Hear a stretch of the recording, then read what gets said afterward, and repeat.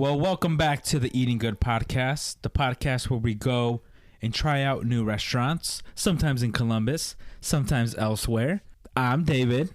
I'm Sam. I'm Oscar. And today we have a very special guest. Sarai. I'm David's little sister.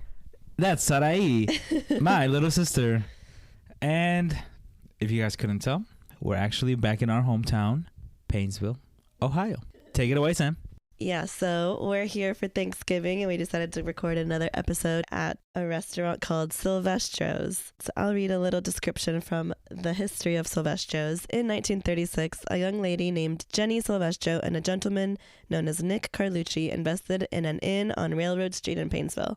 They remodeled the first floor, put in a bar and a small kitchen, and leased 10 sleeping rooms on the second floor, and thus the Depot Cafe was born. It quickly became a favorite for the most Italian north end of Painesville, serving pizza, pasta, and sandwiches. So Sylvestro's has been in Painesville for a really long time. I feel like it's on a street that we go on pretty frequently, but we've never been there before. So we figured it's about time we go to a Painesville classic and talk about it on the pod. Yeah. Do we want to jump into the appetizers that we ordered? Let's do it. Yes, ma'am. For our first appetizer, we ordered escargot. Dun dun dun.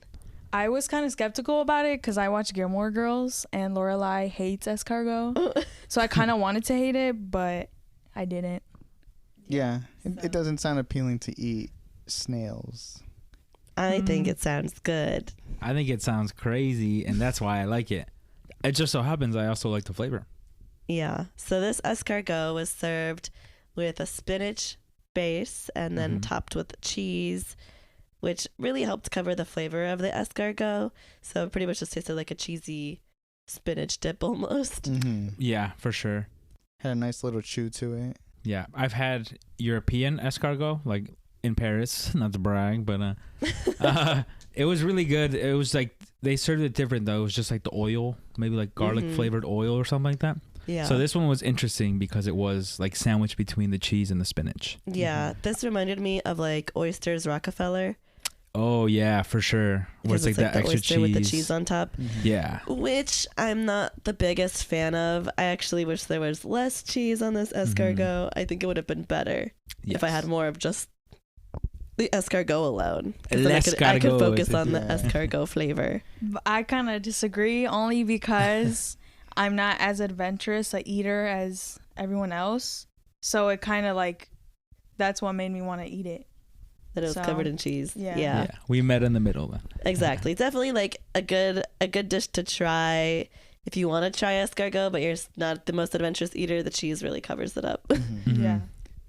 So what do you guys rate it? I would rate it 7 out of 10. I agree. 7. Yep, 7 for me. I would go 6.2. Okay, not too far off. Yeah. We'll take that. Yeah, it was definitely an interesting choice to try. I'm glad we did get it though. Yeah. No, as soon as I saw that on the menu, I was like, we're ordering this. I don't care what what do you all say. I wanted everybody to try it just because I know it's not like a common thing you can find. So I was surprised they served it here because it's just like a small restaurant in Painesville. I wasn't expecting them to have escargot on their menu. Right. And I guess, kind of along that same idea, I can see why they dressed it up with like the spinach and cheese because like who in Northeast Ohio is really like, oh, I'm dying for some straight up escargot. True. All right. Well, let's jump into our second appetizer. We got some mussels and they were in, what would you say? Kind of like a scampi garlic sauce. Yeah. Lots and lots of minced garlic. Yes. They did not hold back, which I was a fan of. Yeah, I did like this garlic because even though it was a lot of garlic, it didn't overpower the meal. Yeah, no. And sometimes when I see like those thick pieces of garlic, I'm like, it's gonna just be too much. Much. Yeah, Garlic like I bread. can't even taste the garlic on my breath or like I don't have any whiffs of it. Yeah, normally it lingers when it's especially served like that. No garlic burps. This is your first time trying mussels, right? Yeah. You didn't like it? It's because I don't know if it was the bite I took, but it was kind of grainy. So I'm like, sand, no. Spit it out. I didn't spit it out. I did eat it, but then I was like, David, do you want the rest of mine? I was like, heck yeah. No sand in mine, whatever she gave me. Maybe you bit the shell or something. I don't know, because I like scraped it off with my fork. Like you guys didn't go like, right? I did it with my second one. I did like scoop it into my mouth. Yeah. But the first one, I scooped out with the fork. Because that's oysters, right? That you go like, they're slimier. Yeah, oysters are Slurp 'em. slimier. Yeah. Okay.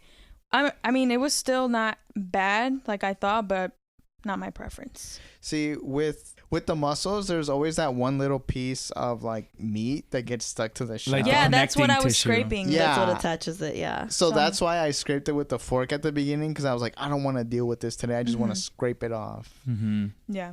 That's Didn't like the work. best part. I love the extra chewiness to it. I just don't like that I can never get a good angle to like chew on it, and then it's like the shell is like hitting my Yeah. nose. Yeah, I rip it off with my fingers. Yeah, It's no, like a that's a move. challenge. Yeah. Like twist. I like how grip it and then twist the shell, and then it'll just like takes a couple twists though. Yeah. So what do you guys rate the mussels? I'm going to rate it a 7 out of 10. The reason I'm rating it that is because I did enjoy the flavor of it, but when I compare it to the mussels we've had at other restaurants, this portion size was a lot smaller. That's true. Yeah, there were bigger mussels, and it was mostly even the shell. I feel like the mussel itself wasn't like much bigger or anything like that. Yeah, the shells like Yeah, were they kind were of big, big. and then the meat was like kind of small. Yeah. So, yeah. I'm going to give it a 6.7 out of 10. I agree. I like not even the portion size, but I just think the flavor of the mussels we've had at other restaurants is better. Mm-hmm. The El flavor brodo. was very mild. Mm-hmm. I will give it a 7.5 because I liked it more than the escargot, and that garlic scampi sauce came in clutch for the table bread, and so I'll give it a couple points up for that. That's a good point. I'll change mine. 7.2. I'll rate it probably a 5.8 because it wasn't my preference, but it also wasn't horrible. But I did like the escargot way better. Nice. Cool. Who wants to talk about their entree first? I can start.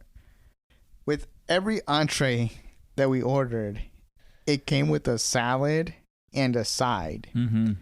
And for the salad, you could choose what dressing you wanted. I didn't get a dressing. I got crumbled Gorgonzola. gorgonzola. Mm-hmm. Gorgonzola, that was my first time trying gorgonzola. I really liked it on my salad. The salad was your basic salad, lettuce, carrots. Like a slice of cucumber and a Yeah. black olive. A slice of cucumber and one black olive. For my side, I got broccoli. It was just steamed broccoli. Mm-hmm. But for my entree, I got their veal Sylvestro, which was a veal cutlet dipped, then sauteed, then baked with rock shrimp in a savory Bernese sauce. But I substituted the rock shrimp for langostinos. Hopefully I said that right. I feel like, yeah.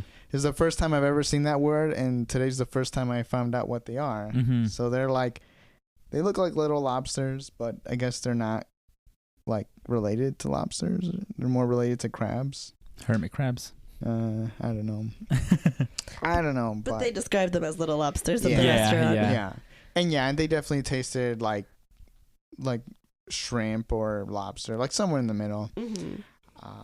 So my salad, 7 out of 10. I mean, the gorgonzola cheese was really good, so I'll give the gorgonzola itself an 8 out of 10. But the salad, it was just a salad. Steamed broccoli, not even gonna rate it. It's just steamed broccoli. Unrateable. Like you either like it or you don't. How does it compare to other steamed broccoli that you've had? Exactly the same. Yeah. It wasn't salty, so that's a good thing. Okay, right. So my veal, yeah, it was a bigger veal than I've come to expect at restaurants. So I did like that. There wasn't too much breading, so I didn't feel like sick anytime through the meal. And the sauce that came on it was really good.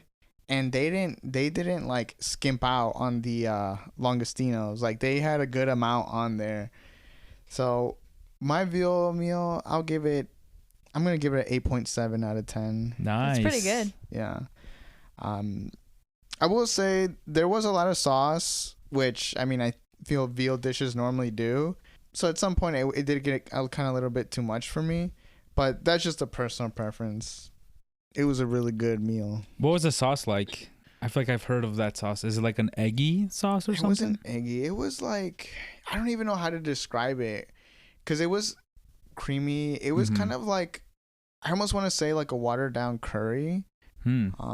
Because there was some flavor in it that I'm like, oh, this, I see this kind of being like one of those like background flavors in curry, where it's like, yeah, if it's not in there, you won't miss much, but if it is there, it adds a little more to the dish. I'm not exactly sure what it was, but it was good. It kind of looked like the chimichurri that you put on pizza, like the orange one, the Mexican one, but it wasn't spicy at all. I can go next. I got the Boston strip, which was over 1 pound of butter knife tender strip loin, charbroiled to my liking, and I got it medium rare. It also was topped with mushrooms, and then for my side, I got boiled potatoes. Is that what they are? Little potatoes. Yeah. And then also it came with the salad. I got Italian dressing and cheese on it. I did not care for the salad. They put way too much cheese.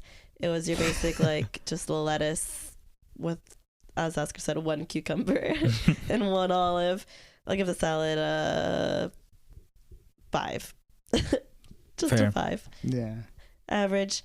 And then my steak was really good. They cooked it, like, perfectly to medium rare, which I appreciated. I hate when, like, restaurants end up overcooking it. And it was way bigger than I thought it would be, which it did say over 1 pound, but it was a big steak. Heck yeah. And the potatoes were also really good. So overall, I'm going to give my dish an 8.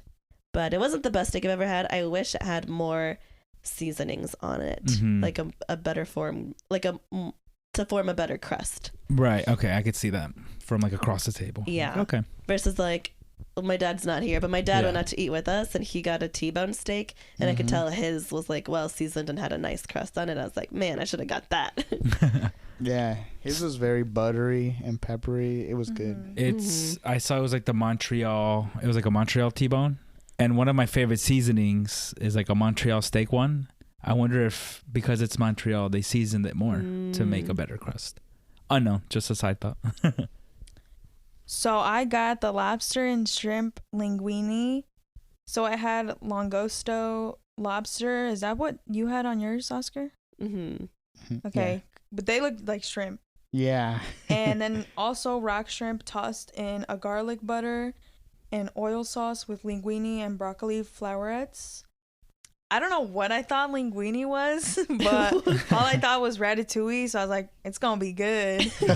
So I got it. And then I was like, where's the sauce? But I was like, whatever, I'll try it. And I actually really liked it. I feel like that's something I would eat now at restaurants when I want to get full, but not too full. Because like sometimes sauces can be overpowering or like filling. And it didn't have dairy in it, so that was also a plus. Nice. Yeah, it's not as heavy as like an Alfredo. Yeah. So I don't know. I thought it was really good. So I'll give it a solid like 8.4. Nice. Sweet. And I will say linguine is the type of noodle, right? Yeah, it's like a Linguine skinnier is pasta. The skinny, like spaghetti like type. And I like that kind of pasta. Spaghetti. So Yeah. I don't know. And I don't know what I then was expecting. I think was it a scampi? It didn't say scampi, no. No, it was a what? Garlic oil? Garlic. It was just like garlic and oil.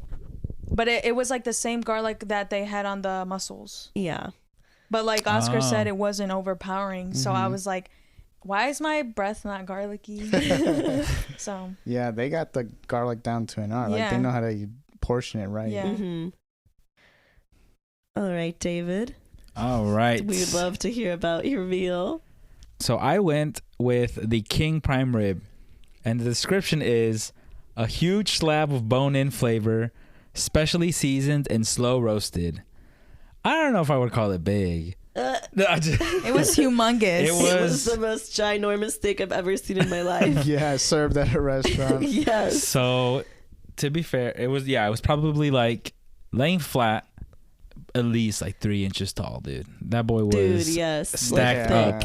1, 2, 3. I would say maybe like 3.5 inches. Yeah, tall. dude, like, it was crazy. Like it came out and it looked like a cartoon steak or something. I don't know. So again, I knew going into it like that prime rib is a little different than like a steak cut, just because like a prime rib is like a roast, and then they just cut off like I guess either the king, because there was also like a queen portion, but I was like, I'm feeling like a king right now. I'm gonna get the king prime rib. Yeah, so I ordered it medium rare, which, you know, I knew to expect it to be really pink, but I didn't expect it to be that big and that pink. Came topped with like an au jus. It was very like a nice beefy flavor. It was really tender due to like the medium rare. It definitely was a piece of work to eat it, but good thing I came in with some hunger and really put in work. So let me backtrack a little. I got the salad with the gorgonzola dressing. So I guess the gorgonzola was mixed in with the dressing. Not the biggest fan.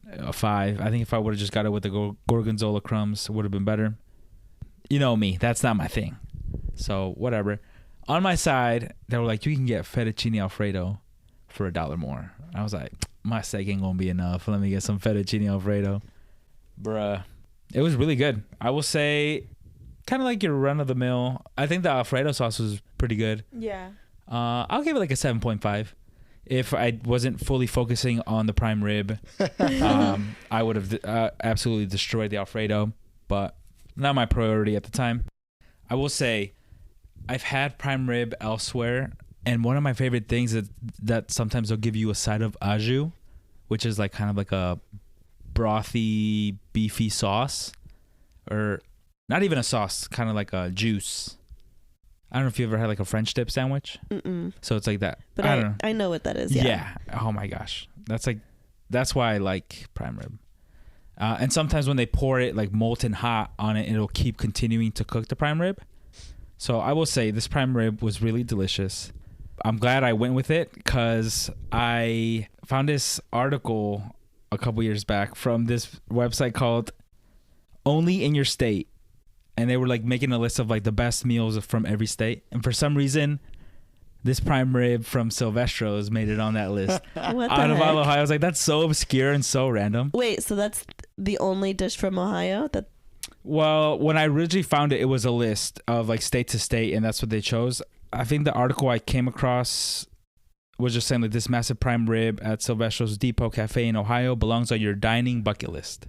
So they're writing like you should make a road trip if you have to. I was like, if we're going to this classic place, let me get what this very obscure publication has to say about it. Let me go with this random person's opinion. Yeah, I don't know what state they're from or why they happen to be in Painesville. I remember that. I think that's what interested me and wanting to come to this restaurant, because I was like, someone told me and I couldn't figure it out. So thank God it was you, because it was bothering me. I was like, did Sam tell me? Did Oscar tell me? Did David tell me? But it was like, it's like a hidden gem in our hometown that like I pass by all the time and I never have been in there. Right. Yeah. It's to be fair, I think the city of Painesville like put it on their Facebook page, and they're like, "Oh, look what we got in our hometown." So I was like, "Oh, dang, let me keep that in the back of my mind." Yeah, when they put your steak in front of you, I thought it was a tomahawk steak. Like they just cut off the like bone. Yeah. The long bone part. So yeah, I guess it's just like the rib roast, whatever, and they're just like, "All right, he asked for king, sauce him up." So honestly, maybe next time I'd go with a medium, just to get it a little bit more cooked. Because it was so thick. Yeah, as hard as that is to say as a medium rare lover, but I didn't do enough research beforehand. I feel like prime rib is one of those where they're like medium might be good too. All in all, I'll give it an 8.2 because I really liked it as it was, and I was like trying to judge it as it was, but just knowing that if I had just some of, because it came topped with some of it, and like the little juices that was coming out of it were really flavorful. But if I just had that side of au jus, dipping every piece into that would have made that an easy 9. Yeah, I feel like the outside probably had a lot of flavor, and the skin and the fat. So like whatever they look so good. Whatever the sear. I mean, I wouldn't call it a sear since it's a roast, but like the outside skin part, whatever the bark, the fatty bark. parts. That's what they call it in the steaks, in the briskets. But the fatty parts were really flavorful too. That's why I was like, y'all cut your piece, but I had my little fat to the I side. can tell. I was like, I hope y'all don't take that piece, but when whatever. you gave us a piece, I was like, there's no way this has some of that sauce that David was talking about. It was pink as heck. Because eventually like, you're just in the middle. Yeah. It's because I like tried it's it. so thick that the middle is just like so big. red and like, yeah. It would have had more flavor if it had that sauce, and I think I would have liked it more. Because the only reason I didn't eat it because I was like, oh, it's not as flavorful. I got over like the pink, kind of. Yeah, that's what I'm saying. Like the if you had the au jus, when you got to the middle, if you could dip that into that and absorb a little more of that flavor, would have been chef's kiss. Right, because the meat was really easy to eat, even like the middle. It was. What did you say, Sam? It was like. Yeah, I was because David let us try a piece because he had so much steak. Yeah, I was like, let me get a little piece. I'm like, no, please, no. Take as much as you want. But yeah, it reminded me of like eating sushi because it was like melts in your mouth, kind of like that soft. Yeah, well, it's like it's still meat, but it's Yeah. like super soft. Which makes sense because it was like medium rare, but the middle parts are kind of more rare, so it's like sushi is uncooked. But it was good. Mm-hmm. If I were to go back again, because I had some leftovers, obviously, I think the queen prime rib roast, whatever portion size, would probably be perfect. If I were to go back, maybe I would try a pasta, but then if I go back again, I'd get the T-bone steak that my dad got. Yeah. No, yeah.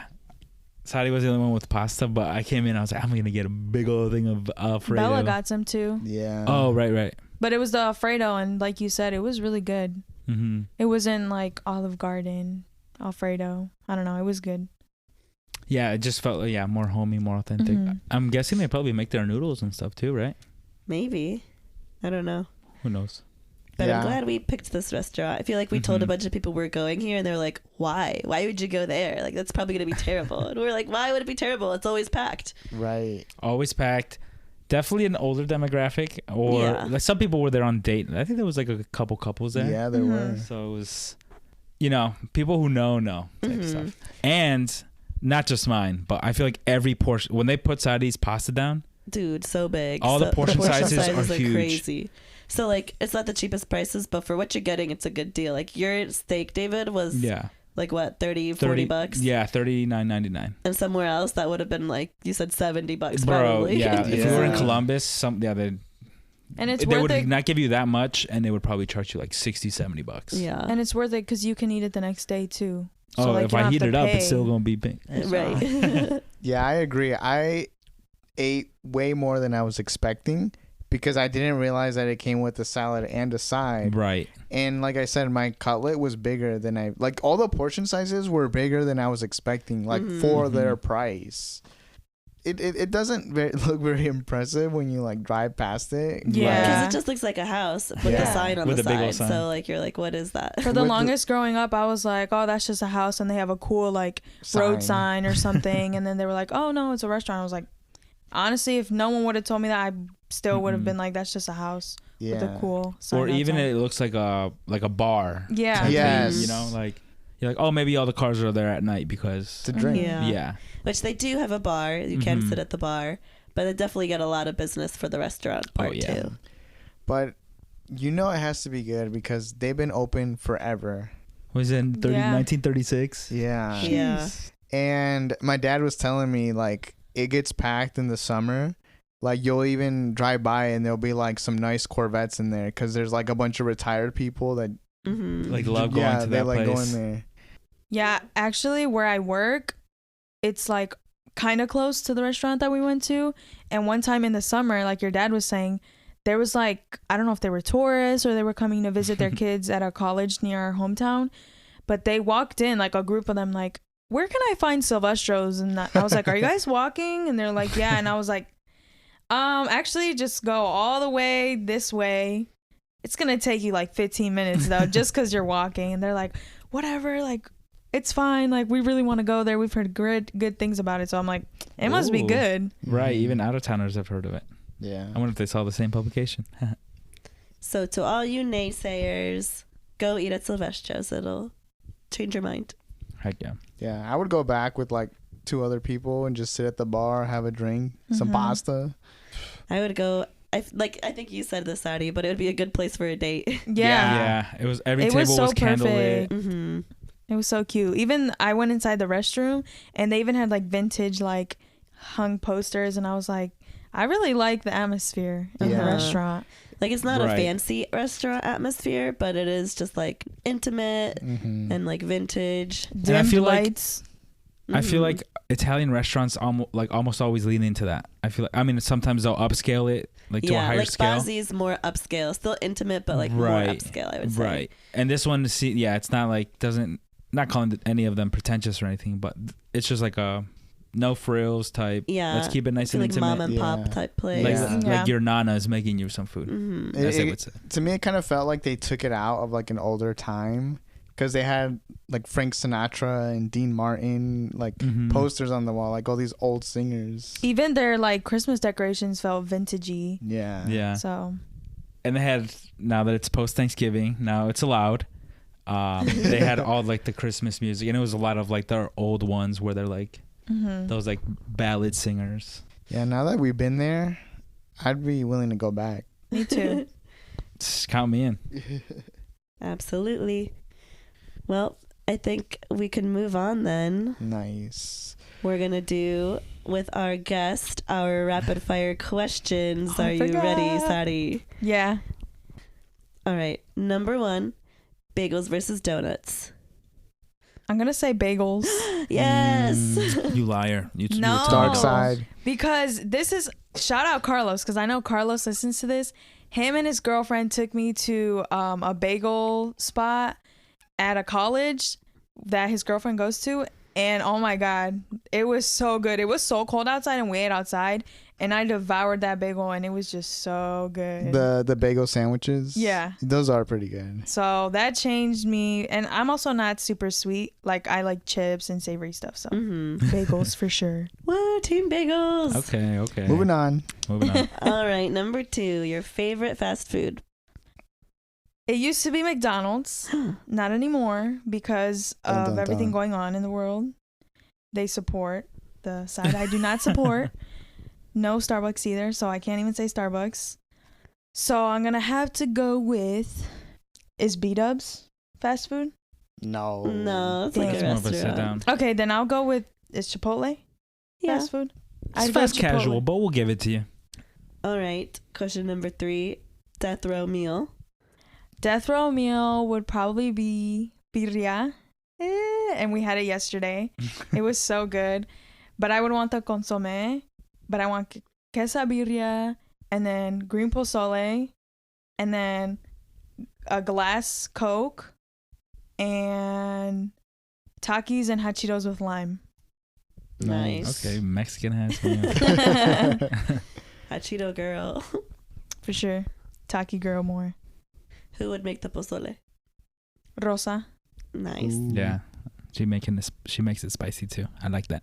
Okay, next question. Would you rather be in a coma for 5 years or jail for 5 years?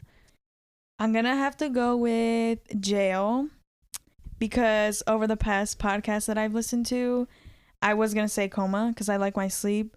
But then, like, what opened my eyes was, I think, Lydia. She was like, you could get a degree, you could work, like, you'd be living for free, all of this stuff. And you would remember all of that. When you wake up from a coma, you would be like, where am I? Mhm. Like, you would just be scraching your eyes and you'd be like, dang, I just basically missed out on, like, is it 5 years? Yeah. 5 years of your life. People knew you were there and stuff, but like you'd be starting where you left off. Whereas in prison or jail, You can improve yourself. You can improve yourself. Mhm. Yeah, I think the biggest thing for me is if I'm in a coma for 5 years, all my muscles are going to shrivel up. I was gonna say the atrophy thing. Yeah, the Have you- atrophy have really you said that freaks me before? out. That's what I said. Okay. And that freaks me out. Whereas you go to jail, you come out buff as heck. Mm-hmm. Yeah, So- swole. Fighting for your life. All right, last question. Arby's, yay or nay? I'm gonna say yay. Ugh. Only because David took me once, or he brought it once, and there was like sliders. The buffalo chicken sliders. See, I'm absolved. Those are good. But besides that, I would only get the curly fries, but that alone, like I'd be like, especially now that I don't go to a certain fast food place, I would go there. So yay. Fine, we'll allow it. All right. You're not I kicked think off. every single one of our guests has said yay to Arby's. Maybe Who we're are the these minority. Yeah, maybe we're in the wrong. Well, that was our rapid fire questions. We went through this pretty quickly, actually. Yeah. Mhm. So let's check in with Oscar. Do you have a movie? I do. All right, then it's time to play. Guess that movie. All right. So I'm 100% sure you guys have all seen this movie. Ooh. I try to make it not too obvious. So it might sound a little vague at first. Okay. Here we go. An undisciplined protagonist is destined to become a great fighter to take on an imminent threat that is traveling across the country. They are uncoordinated and struggle with their combat skills. Eventually, they find the motivation to develop their fighting skills and exceed their comrades' and masters' expectations. When the individual takes on the threat, they are able to discover the secret to ultimate power and use it to defeat their enemy. Can you read it again? I zoned out the first half of it. I Sorry. know what it is. They're going to text you. An undisciplined protagonist is destined to become a great fighter to take on an imminent threat that is traveling across the country. They are uncoordinated and struggle with their combat skills. Eventually, they find the motivation to develop their fighting skills and exceed their comrades and masters' expectations. When the individual takes on the threat, they are able to discover the secret to ultimate power and use it to defeat their enemy. So yeah, you do got it, Sam. Oh wait, Nice. let me send mine. Dang, this is what I get. I was like, I'm really good at these, and now Ooh, I'm it getting is kinda not. Somebody got it wrong. Read it one more time. Oh my gosh. Well, at least the first part, because you said what, imminent threat over the whole country. Yeah. Hmm. Let's see. The protagonist is destined to become a great fighter, and they have to take on an imminent threat that is traveling across the country. Do you want to say your guess, Sadi? Yeah, I said Avengers. Nope. Undisciplined fighter. Do, do, do, do, do, do, do, What comes to your mind? Any movies? Anything you're thinking It's of? gonna be dumb because it has nothing to do with anything, but I can't get Napoleon Dynamite out of my head.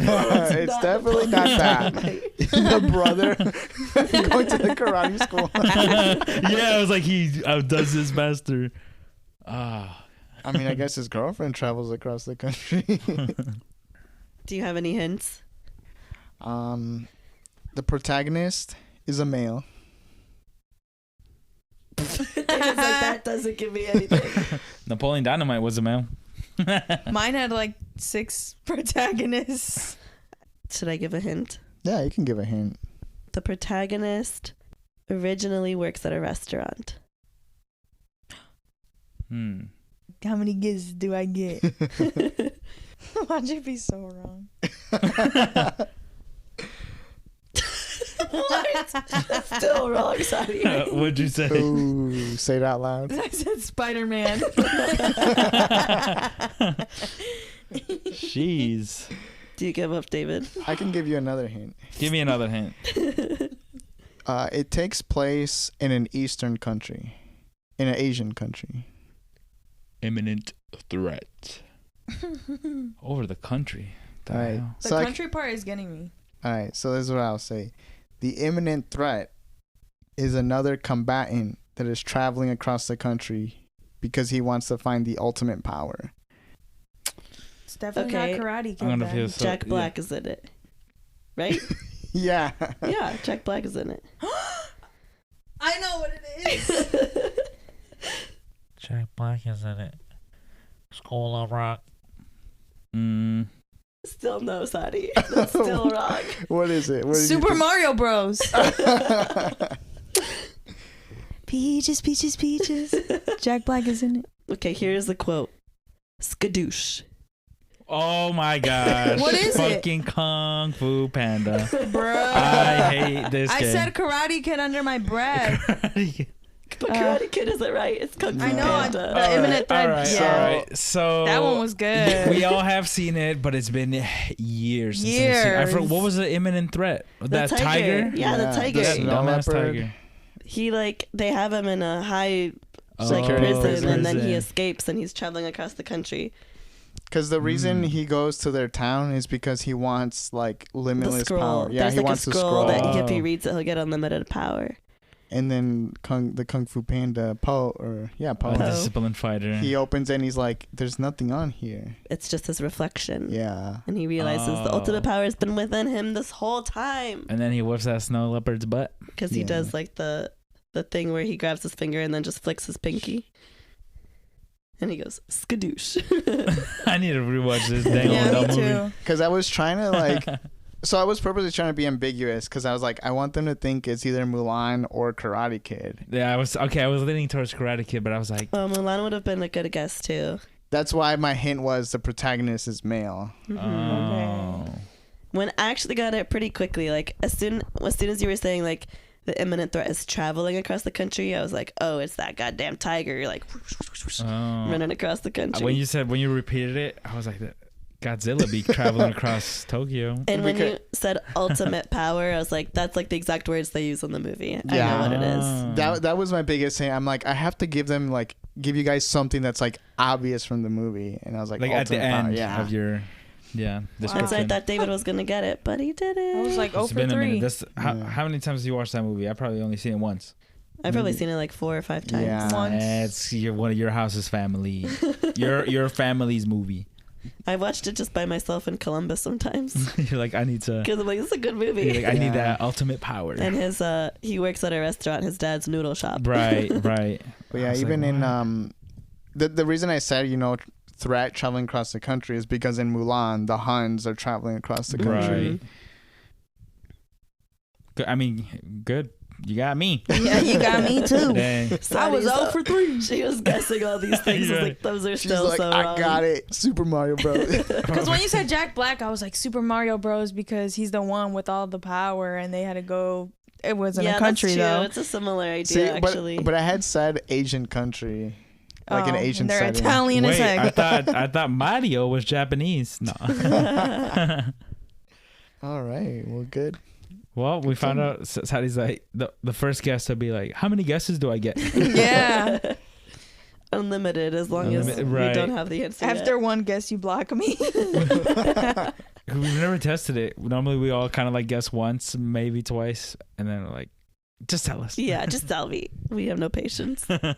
Well, listeners at home, I hope you got it. Maybe you didn't. I don't know. But I think we should... I know this is coming out a little bit later, but we should talk about Thanksgiving. Yeah. All right, yeah. What about it? Well, what I want to talk about is Miguel's jacket that he wore. Yeah. So Miguel is at the... He took it. Yeah. I saw him wearing it earlier. He's rocking it. So David's little brother Miguel is at the Thanksgiving party. He's looking fresh. He has his hair done up. He's got his nice shoes, and he has this black Varsity jacket. Yeah, this bomber jacket. And on the back, it says, "Trust no one. Since 1999, never forget." And it's like, trust no one's at the top, since 99's in the middle, and then never forgets at the bottom. And I'm like, what is up with this It's just jacket? like, this jacket's all over the place. Yeah. It's like, but from the front, it's got like a little symbol or something. Yeah. It looks very clean. And I'm like, dang, you were not born in 99, my friend. It's just funny to me because it's like, trust no one. And it's like, oh, that's a cool thing to put on a jacket. And then at the bottom it says, never forget. Like, And it goes well with Miguel because he never forgets anything. Ever. Ever. he can't let something go. If you wronged him from any moment that he's had a conscious memory, Yeah. like he's gonna remember forever. I think it's funny when Sarai was like, he'll list off the date and time. Yeah, like he'll get mad at me, and he doesn't get mad at like big things. He just gets mad. He's like, well, I never forgot when you turned off the novela on April 13th at 4:00, and I'm like, bro, that was like 5 years ago, and you're 12. How do you remember? So that never forget really goes well with him. Or you'd be like, yo, can I get some of your chips? Yeah, I'll give you some of my chips. Even though you ate mine when I was in second grade. You ate my bag of chips. I was like, bro, I'm sorry. I hate your Takis. He's way better now because like he'll be like, yeah, you can have the rest, but you have to go buy me a new bag. Yeah. Okay, He bro. just secures the next one. He finessed it. Does he ever remember like positive things? Like, oh yeah, I remember when you gave me that. I'm sure he does, but he'll never tell you. No, He doesn't bring those up. he doesn't bring those up. I mean, he doesn't bring them up, but like we use them as a if he doesn't do something, well, we're not gonna get you McDonald's anymore. No, what do you mean? And then he does it quick. Like I'll ask him, take out Dante, my dog, and he's like, nah, I'm good. And I'm like, all right, well, I'm not buying you any food this week. He's like, well, I'm gonna be hungry, so I guess I have to now. Okay. It's all leverage with that boy. Yeah, for sure. I just remember the one, I think it was Thanksgiving or some other family gathering, maybe the day after. Anyway, we're all gathered together and I had to run to the store to get some more alcohol. And some of the younger cousins were like, oh, can you bring me some chips? And Miguel was one who's like, yo, can you bring me some spicy Funyuns? And if they don't have that, then the regular Funyuns. And then if they don't have that, the hot fries. I'm like, yeah, I got you. So I go, I get the chips. They had the hot Funyuns, but they only had the small bag. Mm-hmm. So I come back and I give the other cousins their chips. They're happy. And then I give Miguel the bag. And he's like, you got me the small bag? He's like, I don't even want them anymore. Oh my gosh. Yeah. I thought you were going to say, then you got him hot Cheetos. I was like, oh, Oscar. Oh. You messed up. His taste buds just now matured and he kind of likes them now. Oh, he used to hate. Yeah, he also has the thing where growing up, if he was sitting at the table and you were eating across the table, he would be like, look at you.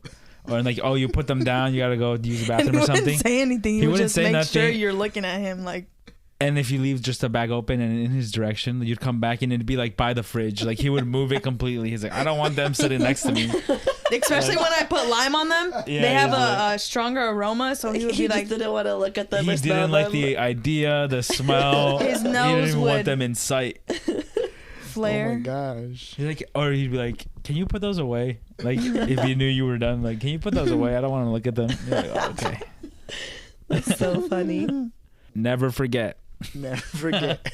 The only other thing I'll say about Thanksgiving is the day afterwards, we made some steak and chorizo tacos and quesadillas. Those were so much better than our Thanksgiving meal. Which is crazy because I feel like our Thanksgiving meal this year was amped up. It slapped. Only because everything was homemade. Like the mac and cheese wasn't like in the box. Mm-hmm. Aramis actually made it. Yeah, it was My good. mom actually made the mashed potatoes. But other than that, like, I mean, it's Thanksgiving food. Yeah. It was more organized. Like Yeah, it was everyone just way brought more something. organized. You know, me and Oscar made the best soda Y'all can did pops nothing. and water that we could. Yeah. Yeah, the food at Thanksgiving overall was good, but it's still just Thanksgiving food. So it can Yeah. only be so good. It's There's never a- going to blow my socks off. They It's a did amp threshold. up the turkey by putting bacon on it, though. Which we didn't even know. Yeah, I didn't Me and know David because didn't. Yeah. I was at the end of the line. Mm-mm. Like, Cito was like he had bacon on his plate. And I'm like, yo, is that bacon on your plate? Because I thought it was like a piece of ham. He's like, I was like, that looks like bacon. He's like, because it is bacon. I'm I like, can hear him saying Yeah. that. I'm like, where did you get bacon? He's like, it was on the turkey. The turkey was wrapped with bacon. I'm like, okay. And I thought he was lying to me. Like, because you know how like sometimes he'll like be joking around Yeah. with you Yeah. and just kind of run a bit. I thought he was doing that to me. And then like Carlos and Lisi were there and they didn't say nothing. I'm like, they're on it. They're in on it too. I'm like, I'm just going to stop talking because I don't want to Trust no sound one. stupid. Trust no Trust no Literally, one. He took that jacket serious. And then later, Carlos flipped the turkey over and he's like, look, there's some more bacon here. Because me and David were like the last people to like get the last 2 or food. 3 people. And that turkey was like, at least the top. Stripped. Yeah, there was like no meat. Yeah. I to got the a chicken bone. wing. I got a wing, or turkey wing. Yeah, It was pretty good, but I was really full. to the bone was crazy to me. I never seen the turkey like that. But also, Rosa made it this year, and Mhm. usually Grandpa does, and he Mhm. wasn't there. So And I don't know. normally- I thought it was good.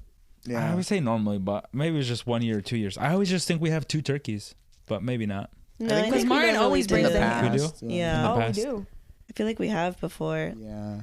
And I'm like, oh, there's always like, wait, enough Yeah, turkey. because there's always leftovers the next day, and And we no one go wants back to to eat Grandma's it. house. Yeah. This year, we had to make a whole nother meal. Yeah, there was no leftovers this year. I wasn't mad. That lamb Did your dad make that? Yeah. he Yeah. made it. Oh, dude, It was so good. good. That Yeah. lamb fat. Oh, I did feel like this year we had the good amount of food. Like, Yeah. oh yeah. We even weren't though wasteful. like we didn't get that much turkey, I wasn't mad that I didn't Mm-mm. get a lot. You know, I would rather the turkey be done than there's a whole nother leftover turkey. Yeah. Yeah, I would feel bad. Do you guys want to say what your favorite dish was for Thanksgiving? No, we kind of already did that on Molly's episode. Oh, did we? Yeah. I meant, Mm. well, because it's after Thanksgiving. I mean, the mac and cheese was really good. Arami's, That was gone. Arami's He's threw it got a down. touch to it. All right, let's move into our segments. For this week, Sarai suggested we do moral dilemmas, and we haven't done that before, so I figured, all right, let's look some up. Let's do it. So let's start with the classic trolley dilemma. Are you guys familiar with this concept? Yes. I follow a whole Facebook page about it. Yep. So essentially, the trolley dilemma is like a well-known, studied ethical theory, I guess. Mm-hmm. So this is the story, and you have to pick. There is a runaway trolley barreling down the railway tracks. Ahead on the tracks, there are 5 people tied up and unable to move. The trolley is headed straight for them. You are standing some distance off in the train yard next to a lever. If you pull this lever, the trolley will switch to a different set of tracks. However, you notice that there is one person on the side track. You have 2 options, and only these 2 options. Number 1, do nothing, in which case the trolley will kill the 5 people on the main track. Or number 2, pull the lever, diverting the trolley onto the side track where it will kill 1 person. What are you doing? I'm going to look like I'm going to pull the lever and then trip and not make it in time to switch it. So basically, number 1, do nothing. Yeah. I kind of want to do the cop out my teacher did in my class and just Jump in front of the trolley. jump out of it and hurt myself. But like You're not then, inside the trolley. Yeah, I think he told the Oh. dilemma wrong. oh, okay. I was just taking it wrong then. No, I would probably do what Oscar did, to be honest, just because then I'm gonna feel like, well, I did something. Right. Like Like you actively I made actively the choice. made the Killed this choice, and like, person. what if that family like tracked me down or something? I don't know. I would just do what Oscar did too. Do people know that I was there, or can I just? You're just going to have to live with it, with your choice. But I guess that other person on the other rails a witness, so I'd have to kill them. So that no, I'm just- I would all, cause on paper, you want to save the 5 people. Like if you're doing a numerical analysis, Yeah. Utilitarianism. yeah, utilitarianism. It says to save as many people as you can. I'm pulling the lever. You're pulling the lever. Because it's like, regardless if you pull the lever, you're physically doing an action. But if you don't pull the lever, you're still doing an action or a choice where By you end inaction. up killing 5 people. But it's internal. What's internal? Like, I don't know. You don't really have to say anything, but like if you actively did it, like 5 people witness you doing it. Whereas the other one, I Yeah, guess. but they're going to be grateful they didn't die. Yeah, maybe they give me $1 million. They invite me to Thanksgiving. I'd pull the lever too, I guess. I'm pulling the lever. Just utilitarianism. That's like the whole thing. 5 Yeah. people die or 1 person dies. Because Okay. I get that, like, saving more people, but I think I would have more guilt if I pull the lever and actively kill So that it's one just a person. personal thing. So if you didn't pull the lever, you wouldn't feel guilty that those 5 people died? No, I don't No. think so. What? Cause like, what if I'm like da da da da da, and then I'm like, oh snap, bruh. By the time I say bruh, they're already run over, and then at that point, the other person's like, what about me? And then I can. Okay, but what if you have ample time to decide? You pull out your phone for World Star. No. Bruh. No, I would still stick to my answer, to be honest. Yeah. All right. In I don't know if it was in a class or whatever in that Facebook page. The way I've seen it upped the ante is because we kind of touched on it a little bit. So it's the same dilemma, right? But instead of being by lever, instead you are on a bridge with a tunnel under it that the train is going to travel through. On that bridge with you is a very large person. Wait, actually, I can read that one off. Okay, read that. So, the other version is the fat man. Same as before, a trolley is hurtling down a track towards 5 people. You are on a bridge under which the trolley will pass, and you can stop it by putting something very heavy in front of it. As it happens, there is a fat man next to you. Your only way to stop the trolley is to push him over the bridge and onto the track, killing him to save the 5. That's worse. Would you Yeah, proceed? that's worse. No. No. That poor fat man. He already has a lot going on, man. He has anxiety. Because like pulling the lever, it's like, oh, I saw myself like do this. But then the fat man, it's like I You're have to actively physically, doing it. actively do Yeah. it. And he's not small. So I'm it gonna have ups the even more ante. guilt. Yeah, I would have way more guilt. No, I would not do that. No, okay, so I feel like I have more trouble, honestly, with the lever one. Because if we're going off utilitarianism, well, I guess it's the same argument then. So you're saying you would push the fat man? Yeah. Oh my God. Dude, So you wouldn't hear that in your nightmares? Oh. utilitarianism, quality of life we're talking. I don't know. If he's large enough to stop a trolley. He's like a my 600-pound life person. Yeah, I mean, like he probably needs someone. I'd be doing someone else a favor. They don't have to wipe his butt no more. They don't have to clean him So up. you're like, this person's life is shit, so I can just Well, kill I guess him. it's not fair for me to say that. But Maybe he has They're a hot eating wife. good, though. 3 kids. wait, what happened? Wait, I tried using the title. I said, they're eating good, though. I Okay, in this situation, I don't think I can push the fat man. Although it is technically the same argument of utilitarianism and like saving 5 people versus saving 1 person. It's different because this 1 person wasn't in danger in the first place. Yeah, he was. Why was his big ass on the bridge? He's just living his life. Oh, okay. Wait, what? He was just living his life. You're on the bridge too, just chilling. I'm not big enough to. I would jump in front of it, but my ass is not big enough. Maybe I should work towards that if I'm ever in that situation. No, in that situation, I'm like, I can't just kill an innocent person. I'm doing it. I You're don't pushing care. him. Damn. That's I'm doing crazy. I'm doing the Yahweh in real Por life. favor. I don't know. I don't even have a justification really, but the leper one's crazy. It's crazy that you're more willing to push the fat man than you are to pull the lever. Yeah. I bet he stinks. Oh my God. Just Well, listeners, let us know. What would you do? Would you pull the lever? Would you push the fat man? Let's move on to another moral dilemma. All right. These are kind of lengthy. So, in this situation, you are an eyewitness to a crime. A man has robbed a bank, but instead of keeping the money for himself, he donates it to a poor orphanage that can now afford to feed, clothe, and care for its children.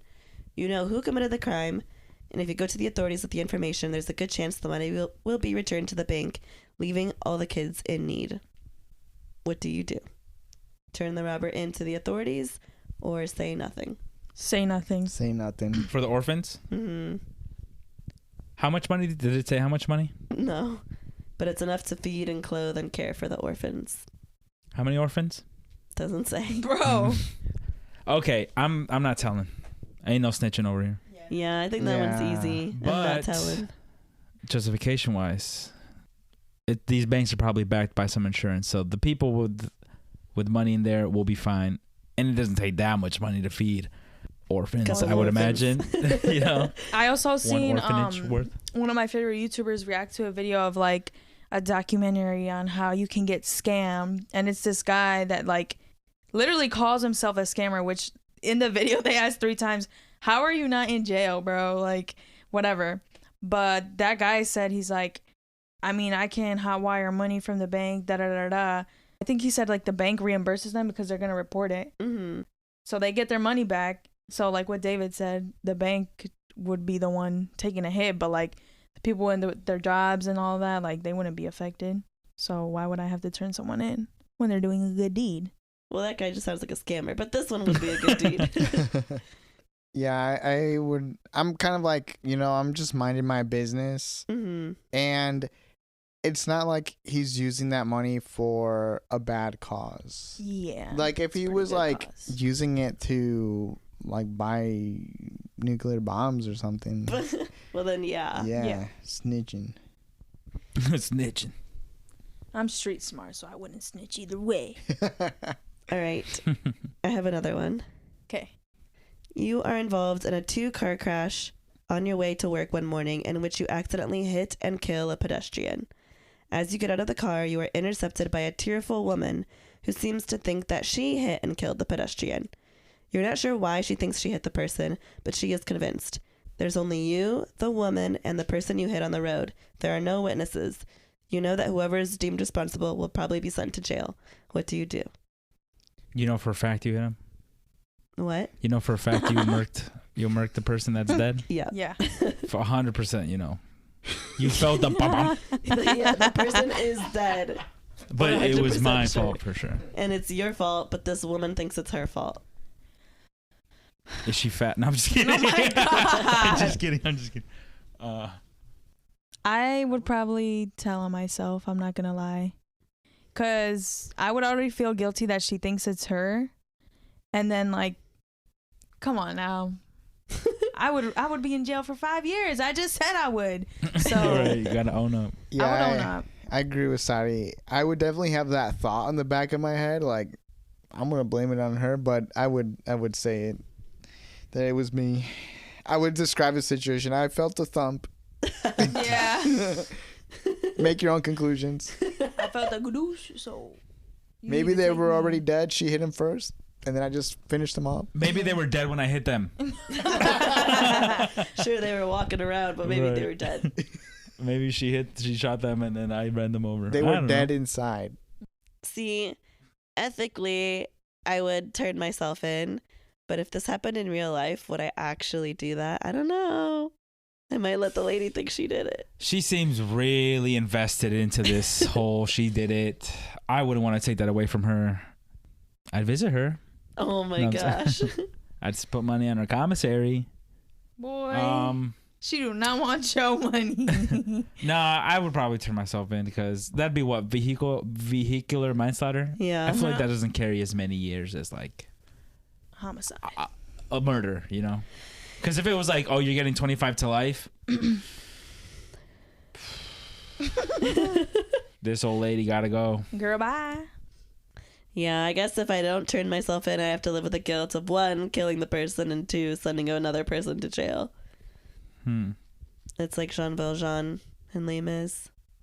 But he turns himself in. Doesn't let the other man get arrested and go to jail. For stealing the bread? Well, it says after he steals the bread. And Oh. remember, Jean Valjean breaks his parole, and then they catch a man that they think is Jean Valjean, Oh, but yeah. it's not.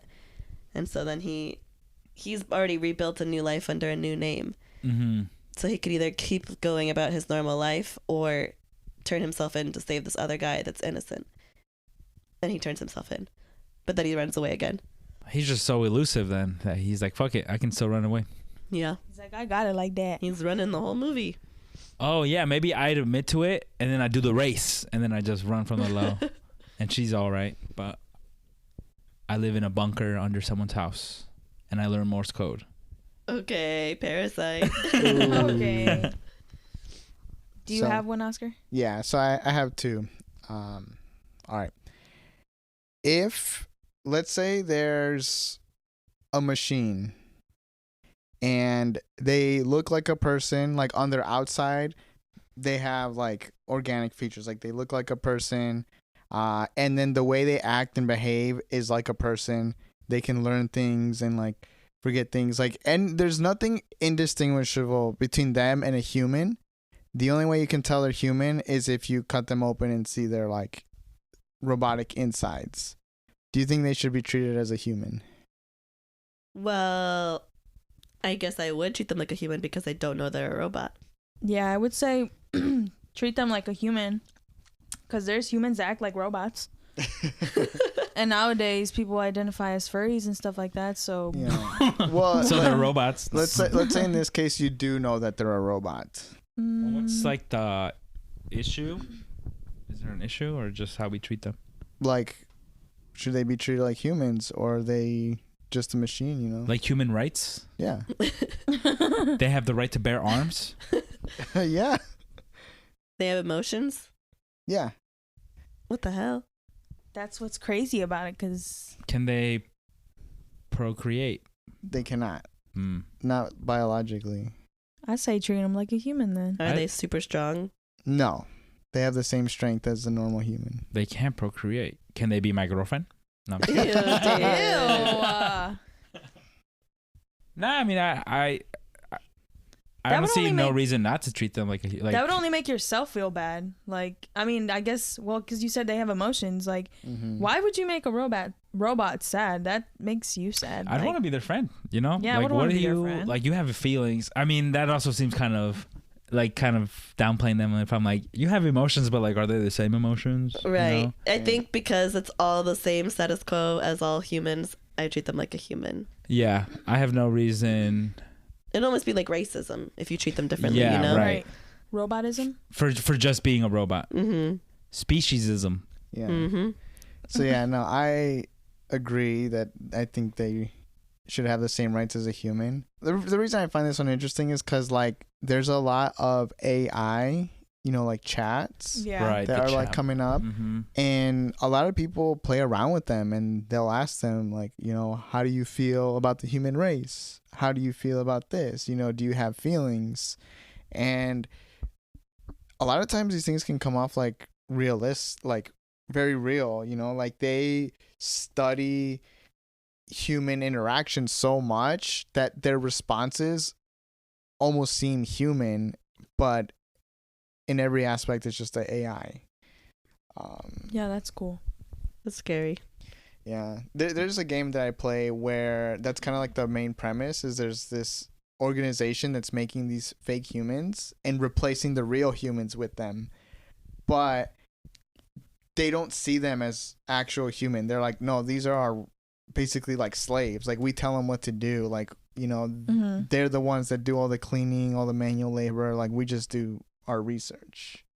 And it's like your character's choice to side with the organization and enslave these robots, or side with the robots and blow up the organization.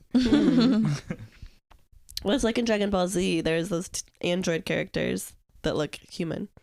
I think Android is different. She gets turned human, right? Because she has a Yeah. baby with Well, Krillin. actually, no, never mind. I was thinking of Cyborg. Yeah, in Dragon Ball Z, they look human.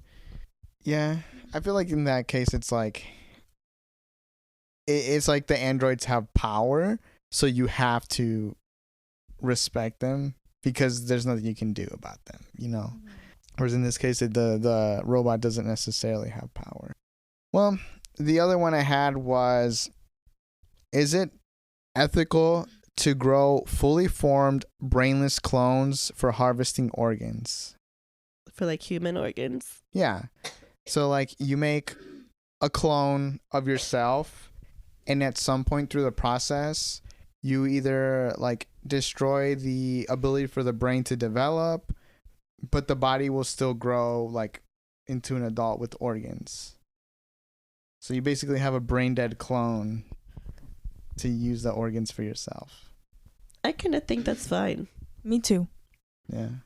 Because, like, that's what was tripping me up about the last one is, like, okay, well, they have emotions, right? That was a robot one.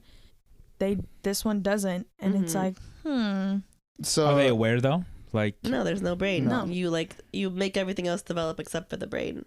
yeah, Okay. so at some point you have to actively alter the DNA or the brain so that it doesn't develop. develop consciousness. Whereas if you don't do anything, it'll just grow up to be a clone of you. Whoa, wait, I forgot about that part. So it's like a switch. You have to do something. Wait. What do you mean, like, at some point you'd have to do that? So it's not like they make the clone without a brain. It's like the clone starts growing, and then at some point in that growing development, they have to mess around with the brain. Scramble it up? Yeah. with a fork. And then you got the egg beater. Ain't no brain smoothie. So presumably this grew as like a fetus to a baby body, child body, and at some point in there you got to mess up the brain. Yes. That's messed up. Yeah, That's playing messed up. God, technically. You know, like the scientific. If it was like you could just create the clone to like, and you at the start of the process it doesn't have a brain, I say okay. But if you got to scramble it up at some point, that's messed up. Yeah. I wouldn't even want to use those body parts. I'd be like, What do I want? the Who's clone's making just like, brain cakes? No, I agree. I don't think I would want to do that. Like, it's different if you're just like growing an organ, like if you're just growing a lung and then you put that in. But it's different if you're growing a whole body and you gotta mess up the brain. Because then it's also like when you said you could have the choice to mess with the DNA or whatever, or they could just live and be a clone. Yeah. Right. That's the part I was like, wait a minute, what? Yeah, I would kind of be like, well, if I change my mind and I don't want to scramble up your brain, I guess you can walk freely, but I just have a really, really good doppelganger. So exact. But they could build their own life and I wouldn't feel any guilt. So you kind of have a choice. What do you guys think? And this I feel like has happened in real life, and it's kind of the premise of the book and movie My Sister's Keeper. So let's say a couple has a child and the child gets cancer. They have another child so that they can have like exact matches of like bone marrow or DNA or whatever they need to like help the cancer child get better. Mm-hmm. What do you guys think of that? That's messed up. That's pretty fucked up. Like, you shouldn't have had that second kid just to save the first kid. Mm-hmm. You're just sacrificing. You're just moving the sacrifice from the first kid to the second child, and it just kind of is like very like detached. Like, you don't care about the second kid. Like, you just wanted one kid and you just have the second one. Yeah, to like spare. As a keep toolbox. the first Spare one parts. alive. Yeah. And so that must be interesting because the parents have to be like, we have to actively not get attached to the second one. Yeah. That's fucked up. Well, it's not like they're gonna kill the second one. Wait, what was the situation that killed someone? So nobody's dying. Well, okay, so the first child has cancer. Mm-hmm. And to save the first child's life, they have a second child because they will be like an exact match for like Body parts. basically that the cancer child needs. So basically the second child was an organ donor? Yeah. They had the But second child body to donor. help the first child survive. But then it's That's messed also up. interesting because if you're treating the second child as an autonomous person, as a person should be, what if the child is like, no, I don't want to do that? Mm-hmm. And they're like, well, that's why we had you. And the kid's like, what? Yeah. It's kind of like finding out you're adopted. It's like we wouldn't have tried for you if we didn't have the first one. Yeah. Have you guys seen the movie My Sister's Keeper? Mm-mm. No, I'm I going think to I've watch it seen now. the first, like, the beginning of it, I've heard the premise, where the but I sister's forgot like about it. narrating, "Oh, I have an older sister that's dying," Yeah. but I haven't seen the whole thing. Wait, so, I mean, I want to watch the movie, but I want to know, too, did the second child that was whatever, did they feel any ill intention toward their older sister? No. No, so this may be like kind of spoilery, but so the second child still loves their older sister, but they kind of resent their parents because they know that like they've had so many unnecessary medical procedures done on the second child just to like give stuff to the first child.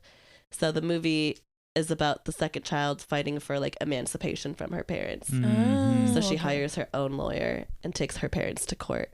And they were like, why are you doing this? If you stop helping us, your sister's going to die. Damn.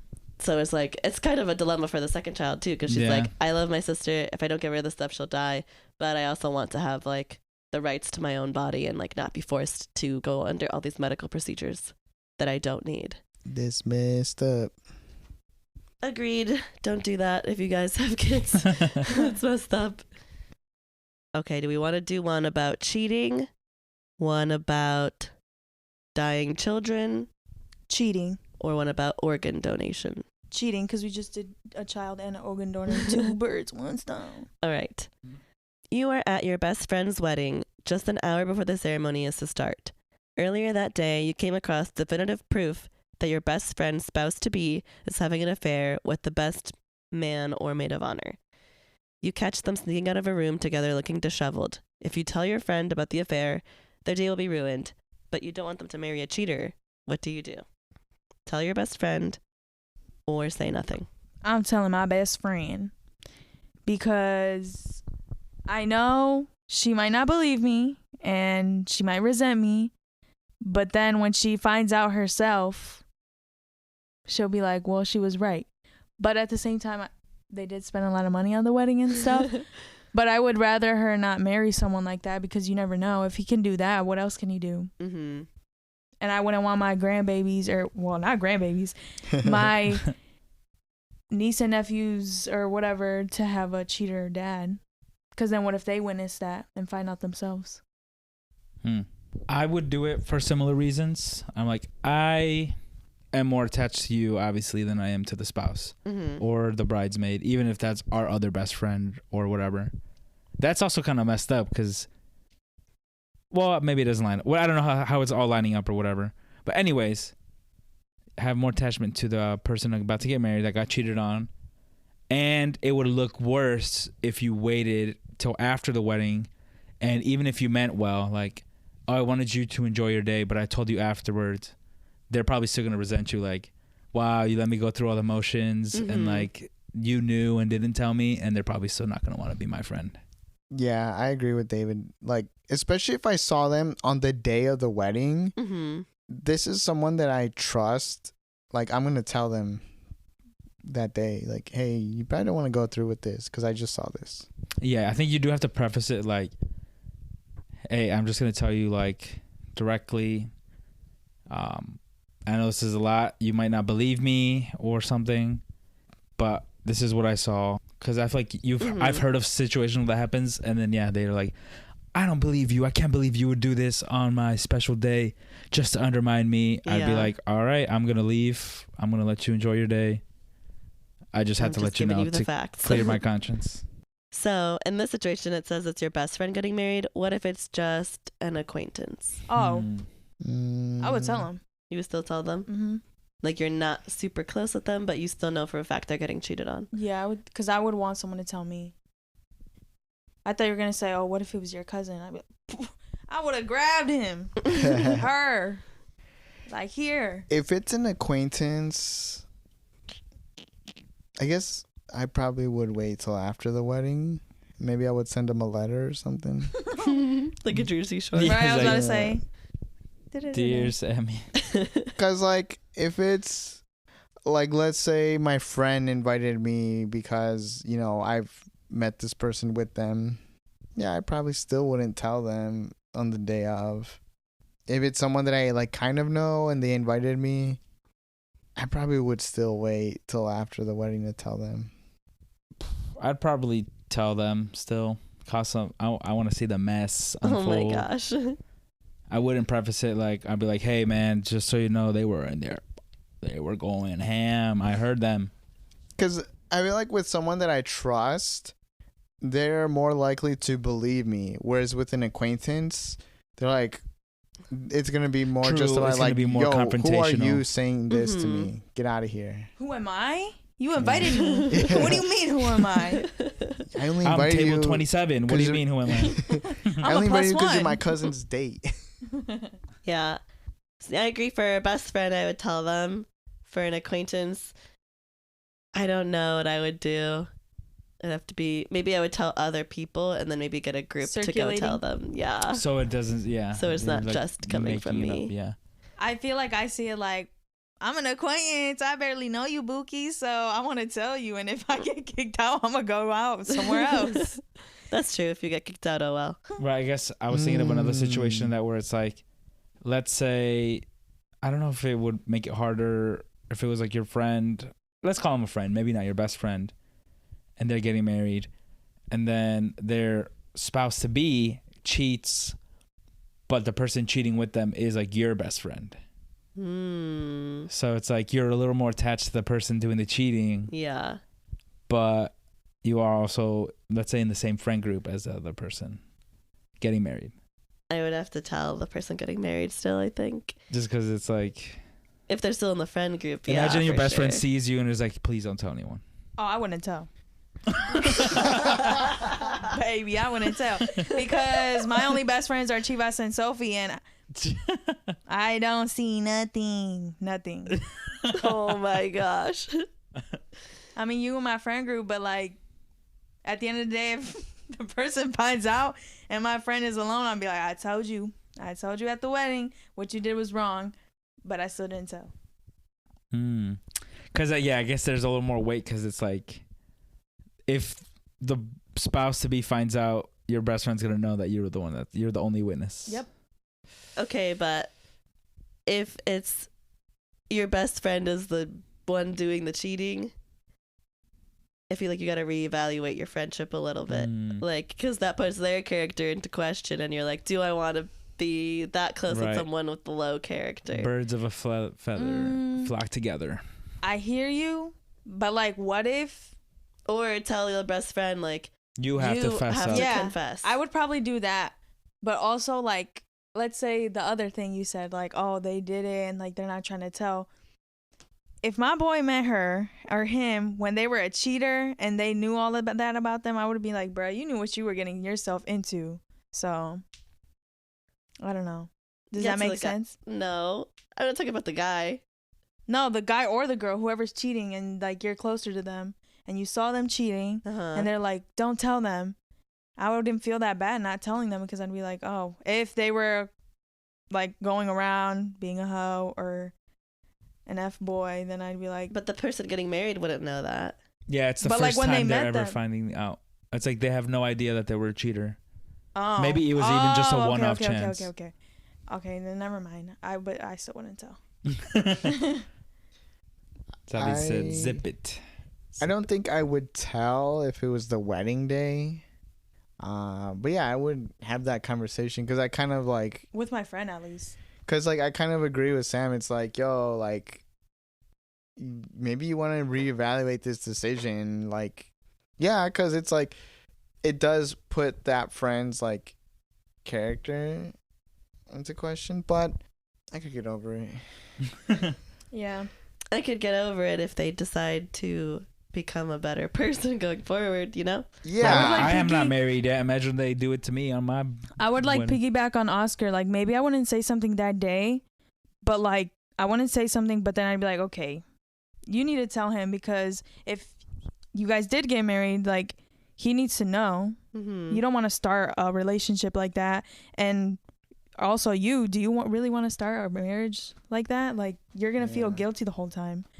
So you guilt trip the cheating about to I wouldn't get say married guilt trip, person. but I would talk to them and be like, think about it from our perspective, my perspective. I'm saying our, like I told somebody, like my perspective. Like, it also puts me in a sticky situation, because now I got to talk to you when I never had to in the first place if I would have never saw. Yeah, well, because it's like, since I'm closer to this person, I'm not going to tell their partner, but I am going to, you know, be like, yo, you got to get your shit together. Yeah. I don't know. It's tough. Yeah, that one is tough. Hopefully, we don't have to deal with that. Yeah, hopefully. Yeah. Wait, what was even if you don't tell it, what was the donation one? What was the name of the dilemma? I don't know if it has a name. You want me to just read it really quickly? Sure. It says, you're a doctor at a top hospital. You have 6 gravely ill patients, 5 of whom are in need of urgent organ transplants. You can't help them, though, because there are no available organs to save their lives. However, the 6th patient will die without a particular medicine. If the 6th patient dies, you can use their organs to save the other 5 patients. So you can either save patient 6 by giving them the medicine and the other 5 die, or keep patient 6 comfortable, let them die, and give his organs to the other patients. So it's like the trolley, but in medical sense. But in this scenario, and maybe it's just because I watch Grey's Anatomy, you just have to try to save each person's life without considering the lives of others, you know? Right. Yeah. So I would save patient 6 and let the other 5 die. But it's unfortunate, but it's not your call to make, pretty much. Because, how do you tell that person, like, sorry, dude, can you die faster? Because you're going to help these other 5 people live. And even if you propose it, they'd be like, what the fuck? Yeah. No, give me the medicine. Trust we just no broke one. the medicine. So do we want to move on to the controversial topic? Yes. Let's do it. So when Sarai was going to be a guest, she said she wanted to be controversial. Bum, bum, bum. I'm regretting it. I'm just kidding. I still want to talk about it. So we were trying to think of something controversial we could talk about to rile up our listeners. But I don't think it'll be too controversial. It's all in fun and games, so don't take it personally. Right. It's a thought experiment. Mm-hmm. So apparently, one of my uncles and cousins, I don't know who, some people were having this conversation, and they said, if each of our families, like my mom is one of 10 kids, right? Mm-hmm. And a lot of them have their own families. So the premise is, if each of those families, so the Ambrose family, the Flores family, like the Soto family, if each family has their own island that they're deserted on, who will survive the longest and who will die first? Who will die first? So we have to say who will die first and who will survive the longest. Yeah, basically just the order of like which family will die in order and who will be living the longest. When you write it like that. I was gonna say the first to die would probably be Jeanette and Miles because they're only 2, but they be going on some long hikes. So I don't know. No, I think they would survive They would because survive. whatever their resources, they can only have to split amongst the 2. Yeah, which is something they to have less consider. mouths to feed. They're both pretty savvy with nature Active. That's why I'm saying and like active. they're very savvy in All nature. right, I'm gonna put them in the middle. They're Yeah. going. Yeah, they're they're- going far for now. Yeah. Yeah. Should we just go from youngest sibling to oldest? So Yeah. next is Berta, Francisco, Melanie, Emily. I feel like they might die first. Yeah. Only because it's like Unfortunately. Berta, I mean, she listens, right? Yeah. Yeah. Just say it. Sorry, B, but you don't really know how to cook. So how would you cook your stuff? I mean, you would have to learn, but like, also Melanie and Emily are young, Yeah. Yeah. They're Gonna not going to be call able them to the help most do a bunch of savvy. and Francisco, I mean, he would probably survive a good amount, but how long? stuff. Jenna and Miles have more food, so you guys would have less food. Y'all might die first. Yeah, I agree. It's just the numbers. Yeah. Just All fun and based on games. knowing them, their Yeah. survivability and like it nature. seems a little tough. Yeah. Yeah. A little tougher. So placeholder lower end for now. Yes. Yeah. Tentatively dying first. Tentatively though, Yeah. just Currently, you're at the bottom of the list. Then Lydia's family. Yeah. Livia, Nicole, Chivas, Antonio. On the contrary, Nicole knows how to whip it up. And Lydia. the only And- thing is that like we're talking survivability. That cooking is different than like killing an animal and roasting it over Well, a fire. Chiva would Yeah. kill it. And Antonio. That's Antonio's true. athletic as heck. Athletic. Antonio's Because a major Antonio would be asset. a huge asset Yeah. to them. Major Yeah. asset. And that's why I'm like, Chivas is just more really street smart. So And I feel like, Lydia is too. I feel Yeah. like Yeah. they'd be able to they're build the all shelter. street They're a little smart. savvier. They like Yeah. adapt. So maybe they're in like in the middle-ish. Freaking Antonio's catching birds out of the sky. Yeah. And then He's Lydia's like cooking. fishing. He like snatches them with his hands. If they got the dogs, Oh my God, yeah, the dogs. if they got the dogs, game over. They're See? winning. Them dogs killing stuff. They're Rottweilers. That's Yes. more mouths to feed, but they would probably also be hunting, like Yeah, getting they'd that be able to do food. the hunting for them. Yeah. Because they actually, Lydia trains them a little bit more to be like guard dogs. Like they know They could rest. people's They get good footsteps rest that because come to their house. So if Mhm. they don't know the footsteps, they bark. But they, like when I come in, they never bark. But if Mhm. a new friend comes over, like they're going to bark. Yeah. that's So. huge for like the rest of them can rest up since Yeah. they'll have guard out like for predators. But what if they don't have the dogs? They're What the still dogs doing doing? well. Right? Are we counting pets? Because I know Dante's a rock, huge. basically. No, he doesn't eat much though. So. Yeah. And he's fast. Are we counting the dogs?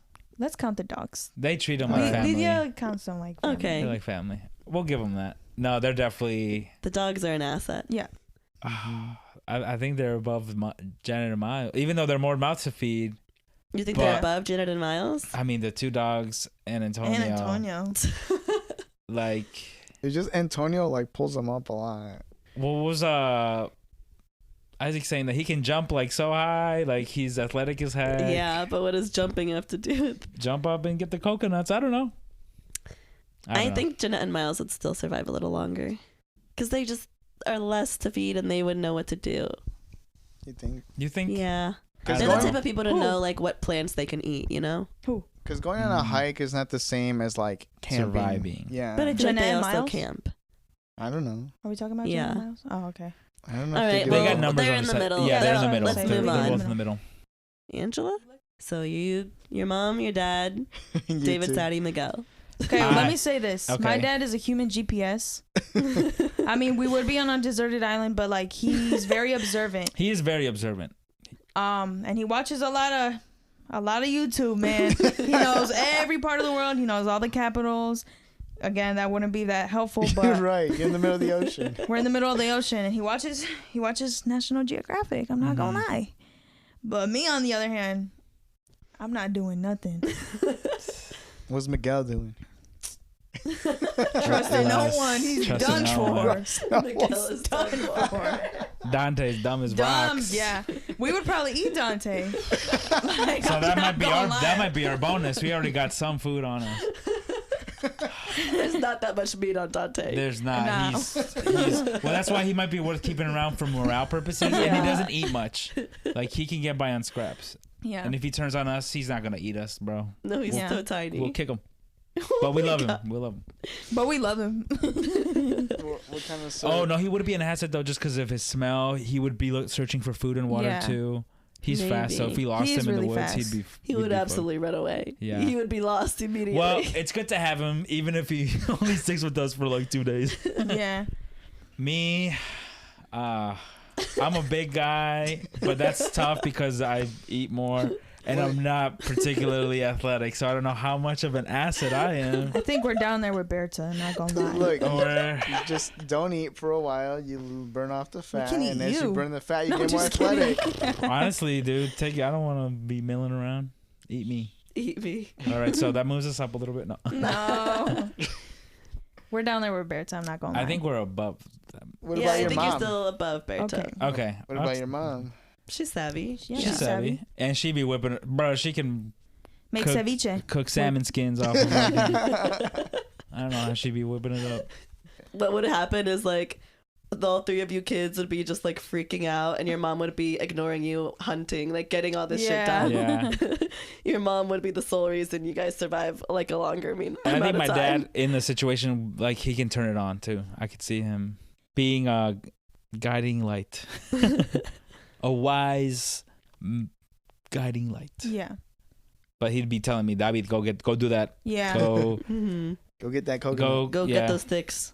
go build fishing. fire. I mean, I would put an effort if it was in that situation. I'm a lazy motherfucker, but I'm not If it's for lazy, so cyber- that's a little like, yeah, helpful, exactly. If it but- comes, like, if But when it comes down to it, it would be my mom telling us what to do, and I'd be like, okay, let me calm down, let me go do it. we wouldn't be efficient, but we Yeah. would put in work. We would try. Yeah. We would try. Who's next, Felix? Technically, I think it'd be Rosa. Oh, okay. They got a big family though, They got a big Shoot. family. because it's gonna be Rosa, Pablo, Aramis, Cito, Sophie, Carlos, Lali. Are we calling all their kids too? Ezekiel. Zeke and Lionel. Damn. Lionel, yeah. They're already at a Lion. disadvantage because they have Just so many people. Numbers. Mayeli. Mayeli. Do they got Jessica, Jessica, there with them Yeah, too? Jessica. But they got 3 boys. 3 Hardy like, boys. Yeah, Yeah. Hardy boys. Carlos is big asset. Sophie's efficient too. And what? Like, I don't know. She would get things done, like in the sense of like someone telling her to do something, she would do it. She wouldn't be lazy. But who's leading? Who's But I feel Bruh. like she doesn't like to What? listen to people. I was gonna that's say. true. Yeah. I They would think be arguing a another lot. yes, another Yeah. thing is the internal turmoil, especially in a stressful situation. Like if something's not going their way, they're all just gonna start arguing. Yeah. hmm Dude, Yeah, shut I think up. that would be the biggest thing. Like Is they the would, they would argue downfall. too much with each other. Carlos. What are you doing? Why isn't the campfire lit? Bro, why don't you do it yourself then? Yeah. Yeah. So I don't know. That's a disadvantage, kind of.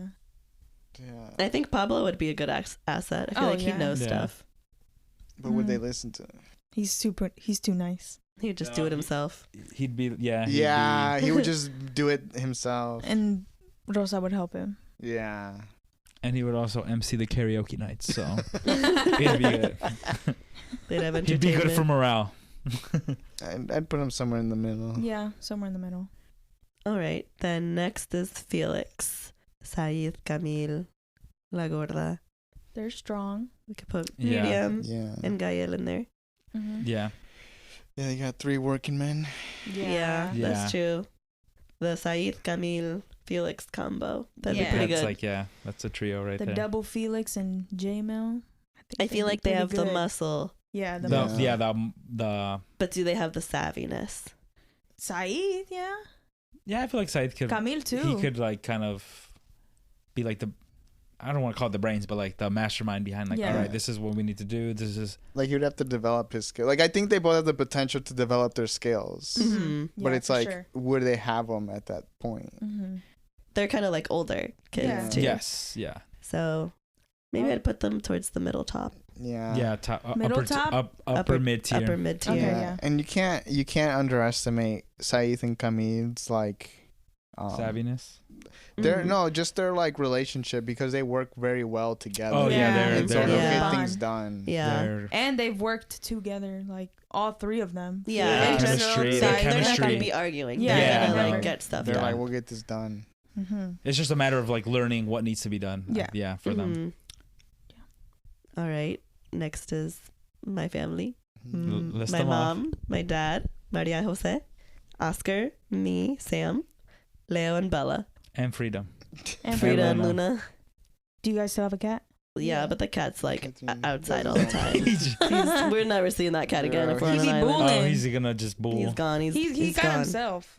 For real. That cat will survive the longest for sure. I don't know. Your dad I say my dad will be very savvy, is very savvy. and me and Oscar will just listen to whatever he tells us to do. mm-hmm. Leo and Bella, they're going to be our downfall. Yeah. Frida.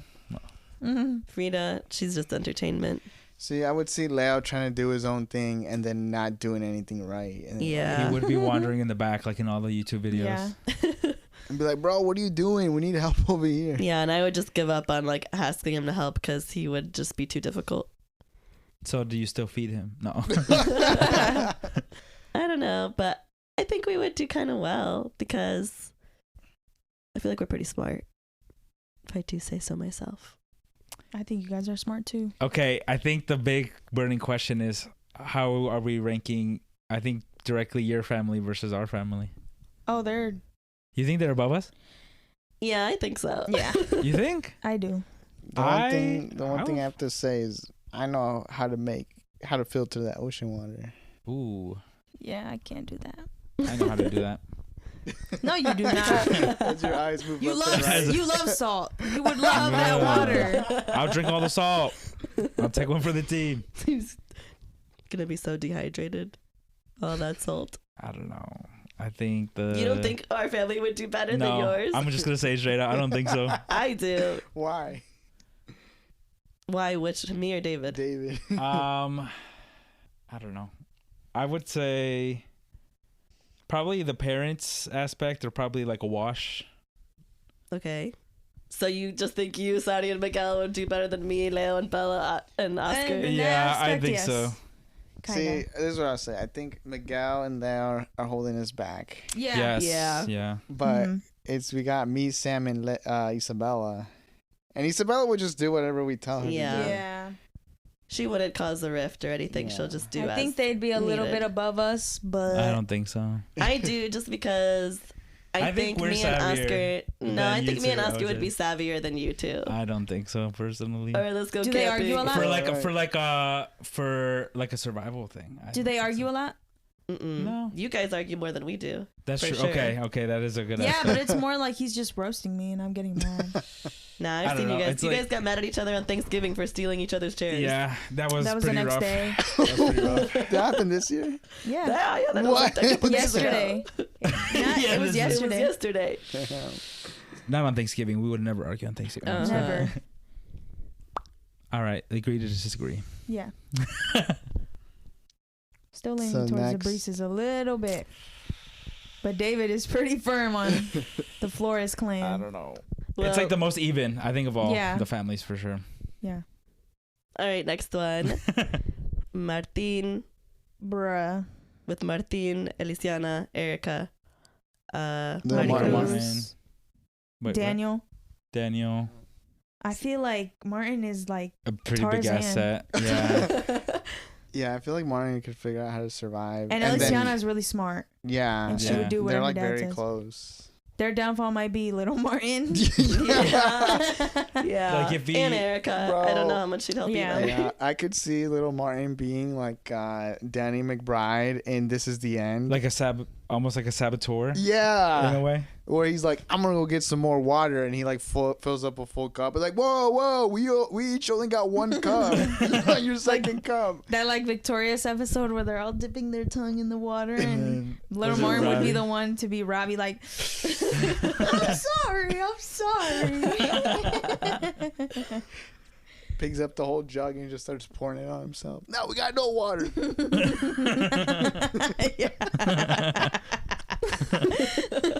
We got no water. It wouldn't be sorry. He's like, now we don't got water. You made me do this. No, but yeah, I think Big Martin is a big asset. Yeah. It's hard to say how the counteracting powers work. Because I feel like of everyone we've talked about, I think Big Martin's like the only one that could survive on his own. Oh yeah, Yeah. for sure. Yeah, I mean, at the very least, if everyone else in his family dies, he will Oh, individually he will survive the outlast. longest. Yeah, he will thrive on an island. So then they would win By because he's the default. only Yeah. survivor. Well, you got the cat. No. You got the cat got the still cat. out there. Is that it? Yeah. Yeah, I think so. Well, so then Did we want to do a definitive ranking? should we? Well, I thought we were just trying to get the top and the bottom. Yeah, let's just do the top and the bottom. Is it too okay?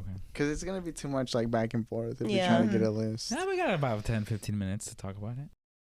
All right. Which one do we want to start with? The top or the bottom? Positive, negative? Negative. All right. I think we should go from the top. Honest, no. I I don't think know. it might be easier to be like, all right, this person, and then we can be like, who's left? Okay. Okay, top. I think it's between Martin and Felix. No. Oh well, no. Antonio was good too. No, but I don't And think that I they're don't not at the think- top. you don't think though. they're They're not at the no. top though. Okay, right. Antonio's an asset, but that doesn't make them the top. No. Yeah. He's The no dogs. Big Martin.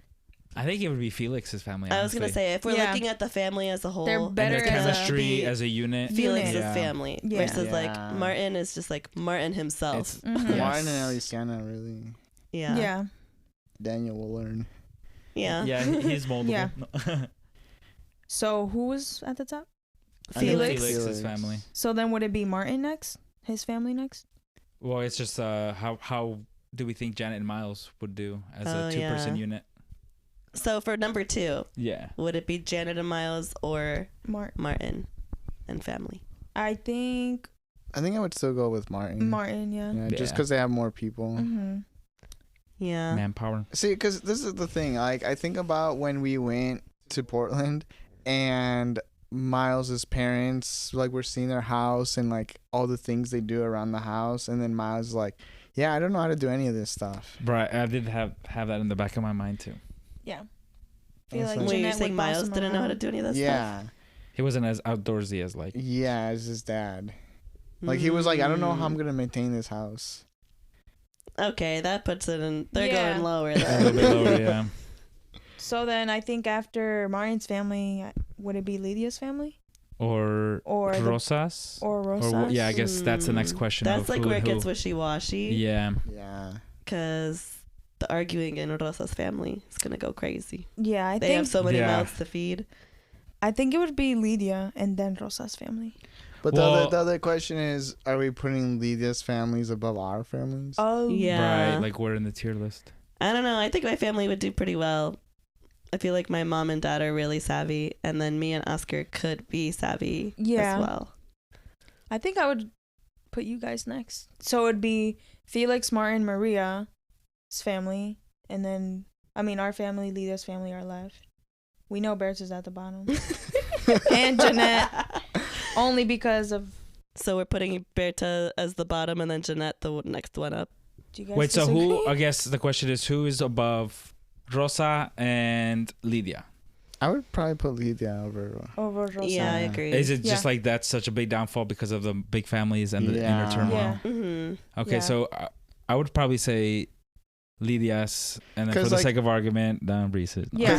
Cause like even with Lydia's family, even if they're like mad at each other, they still like I think they would still get they stuff still done. yeah They they would still still get get stuff stuff done, done. yeah. Okay, I think I've thought part of the reason. I think Leo would be a I feel real like detriment. Yes, I think he has a very little semblance of. Like he would not just not help us, but he would make us worse. Yes, because he eats a lot. You know how much that boy eats. Oh yeah, but And we would You guys we would have to starve put him at up. his place and be like, you can't Yeah. eat that much. I definitely would. I'm not afraid to do that. Yeah, right. Okay, so then we have Put him in a cage. Livia. Lock him up. Lock him up. Lock him up. Never forget. Trust no one. So what would we say was Felix, Martin, Livia? Or Yeah. Then them. then you? That's what I would put. Yeah. Okay. Then us. Damn, so the inner turmoil with the Rosas is, I don't know. Because I'm just thinking, which one of them is savvy? Carlos. Carlos. Yeah. Pablo's Pablo. helpful. Carlos and Pablo? Or Yeah. is But Because that's a anyone lot of else? mouths to feed. yeah, They have because it's not grandkids. even just the internal turmoil. It's also just so many people. People. It's yeah. just a numbers game at that point. Yeah, which like it could be, if you have a lot of Good. people, it could be good if all the people are capable of getting stuff done. But those are like little children. Exactly. They have all the grandchildren. Yeah. Yeah. So Alright, that alright. is, well, not all of them. hmm Most of them. Most. So we're all in agreement that the first family to perish should be Berta's. Yes. Yes. For the sake of argument. For the sake of argument. Yeah. Who we else still are you love gonna you. argue? Huh? I'm just saving us. I don't think anyone else. I don't think any of us Okay. are arguing. a Agreed. different family. Agreed. And then we put Martine's family at the At top. the top. Or did we No, say Felix. Felix. Felix. Felix. Felix. Gosh, I this agree is with semantics. This is our order. Yeah. From top to bottom. Felix, Martin, Lydia, my mom, your Us. guys' family, then Rosa, Jeanette, Jeanette, and Berta. Berta. So you guys are putting Lydia above your guys' self and ourselves. You think they should move down? I think it would be Breeze, Lydia, us, Jeanette, and Berta. What do you think, David? Wait, you left someone out, I feel like. No? I'm saying like the bottom. Well, you I think left you out left out Sando. the Yeah. Rosa. So you guys, Mm-hmm. then Lydia, Mm-hmm. then us, Then Rosa. then Rosas, then Jeanette, then Berta. Okay, now that I'm thinking about it, again, wait, it's like us versus Rosa? versus Lydia. Yeah. I mean, they had to have the two dogs. Yeah. It's huge. All right, yeah. That's yeah, good. That's I good. think that's good. Um, We could be I- here for another. Yeah. Because I personally would probably switch you guys. I would. Like, you would Lydia put- above them? Us? No, us Wait. above Lydia. Oh. I mean, that's also like a determining factor would be our dogs, because our dog wouldn't do anything for us.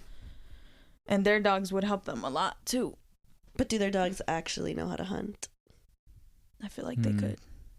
But then again, I don't know. I feel like they could also be lazy though. Yeah. They are kind of lazy sometimes. Because What if Lydia could train them, then Yeah. that would be a big factor. who's our biggest asset? Your dad. Our dad. And your mom. And, And then my mom. okay, so that's already Too. their biggest asset. I think is Antonio. Antonio. Yeah. But I feel like Oh, Lydia's good, Antonio Antonio is an and asset because Lydia. he's athletic, but he's not going to know what to do off the top of his Yeah, head. because But yeah, Lydia would be there. Then too. Lydia Lydia would would be be the in one charge. that knows what to So- do. Yeah, maybe I would put your guys' family above. Also, just the numbers, because the dogs probably eat a lot too.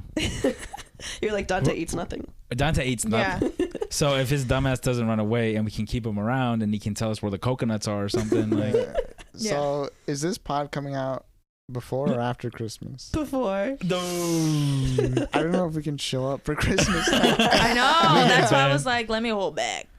You said you Alright. wanted to be controversial. well, if we're being controversial, I say our family above Lydia's. I can agree with that. Okay. Yeah. I think the middle is just very hard to It argue. is. Yeah. Mhm. And we get podcast bias, so we're putting ourselves above. Podcast bias. Podcast for bias the win. For the win. Yeah. Final order. Right. Felix. Felix. Martin. Us. Yeah, Maria. My mom. Maria. Angela. Lydia. Lydia. Rosa. Jeanette. Berta. Boom. All right. Well, there you have it. That probably wraps up the episode and probably our ties to our family for the rest Yep. of our It's lives. nice to know you all. I'm going to still show up to Christmas time. We all get jumped. No one gives us food. Right. Oh, you can survive? Make your own plate. Right. Bring your own food to eat. Bring your own plate. No que no. This was all in fun. No It hard was all in feelings. fun. Yeah. But smash that mother truck and reply button if you have some thoughts. Yeah. I feel like Carlos is going to be like, dude, you ranked me that low. It's just tough. It's just the numbers on that one. Yeah. It's really, really tough. Again, if we're doing individual rankings, I'm sure he's going to be flowing towards the top. Yeah. The family group chat's gonna be blowing up. Yeah, that day yeah. it's going to be fun. It's gonna be like, you guys have to all listen to the podcast, even if you've never listened to it. You have to listen. They'll be to like, it. scroll to this minute and start listening now, even if you don't, because like, Ooh. no, listen to the whole thing. I think this will come out December 11th. Okay. So they'll have a couple weeks to simmer down to get before over Christmas. it, or maybe they just got 2 weeks to just let it. No one asked me to Intro. hang out those 2 weeks. I know you guys won't though. Just a You reminder. guys live far at least. Damn. I'm here. They're gonna be knocking on your door. I think we On got December 12th, we have Saudi at the. Can I stay with you guys for a couple days? I think we have to bring wine and tequila for Christmas or something. Yeah. More wine, less tequila. The tequila will be like, rah! No. Yeah. We'll bring some special brownies. Calm, Calm down, everybody calm out. down. Yeah. And just reminder, my birthday is December 29th, so don't forget it. Don't forget to give me a present. So don't hold it against me, okay? No, I'm just kidding. Well, I guess that wraps up the episode. Hopefully we didn't hurt too many feelings. Thank you all for listening. Don't forget to follow us on Instagram at Eating Good Pod. Leave us a voicemail response to this podcast if you got something to say. And we'll see you guys next week. Reminder, next week is our last episode of the year, and then we will be taking a 3-week break from episodes. Woo! Woo. Sounds good. Dang, And one dude. final reminder: trust no one. Never forget. Bye. Bye. Bye.